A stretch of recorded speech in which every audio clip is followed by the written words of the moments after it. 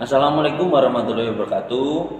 Kami di sini akan mempresentasikan hasil kerja kelompok kami. Yang pertama akan disampaikan oleh Mbak Briantiada. Baik, di sini saya akan menjelaskan tentang studi kasus politik liberalisme yang berjudul Kerjasama Bilateral Indonesia Malaysia dalam menangani human trafficking, studi kasus warga Nusa Tenggara Timur di Malaysia tahun 2015 sampai 2019. Globalisasi bisa berdampak negatif dan positif. Salah satu bentuk dampak negatif adalah berkembangnya kejahatan human trafficking, kemiskinan, tingkat pendidikan yang rendah, pengangguran, kurangnya lapangan kerja menjadi sebagian penyebab human trafficking warga Nusa Tenggara Timur.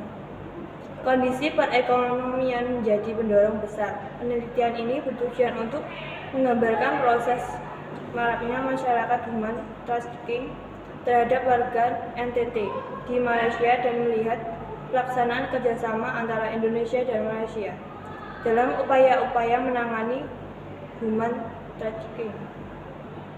Pendekatan ini menggunakan perspektif liberalisme dan dilaksanakan menggunakan pendekatan kualitatif dengan metode penelitian studi kasus, pengumpulan data penelitian dengan wawancara.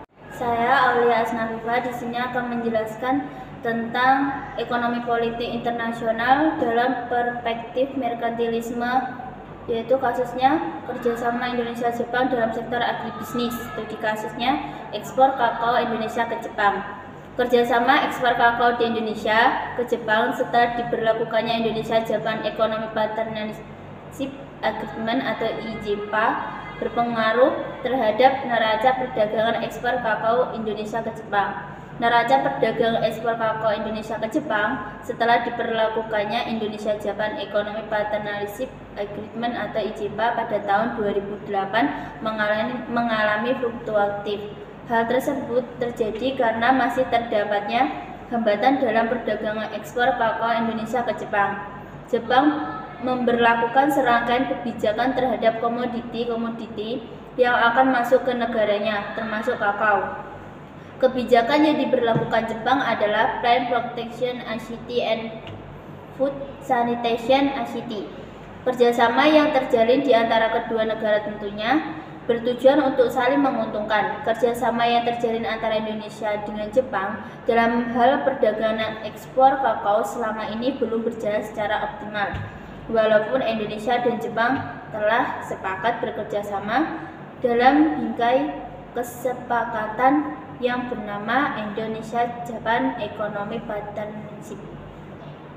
Materi selanjutnya, saya Bambang Priambodo akan menyampaikan tentang ekonomi politik internasional dalam perspektif strukturalisme dengan studi kasus reposisi ekonomi politik kantor berita di era konvergensi media. Studi ini bertujuan untuk mengetahui proses komodifikasi informasi di newsroom kantor berita sebagai suatu bentuk reposisi ekonomi politik kantor berita di era konvergensi saat ini. Reposisi ekonomi politik menjadi keharusan karena kondisi kantor berita nasional saat ini berada di ambang kebangkrutan sebagai efek dari masyarakat maraknya penggunaan internet. Sementara dari sisi pemberitaan, kantor berita nasional juga tidak berdaya mengimbangi dominasi kantor berita internasional.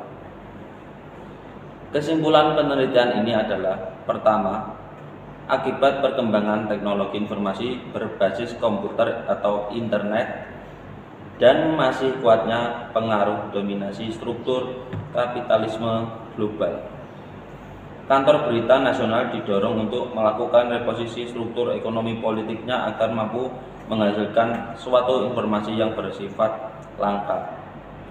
Reposisi tersebut dilakukan dengan mengadakan kerjasama pertukaran berita berbagai materi berita dengan kantor berita lainnya. melakukan penulisan ulang terhadap materi berita untuk kesesuaian dan jenis media yang digunakan.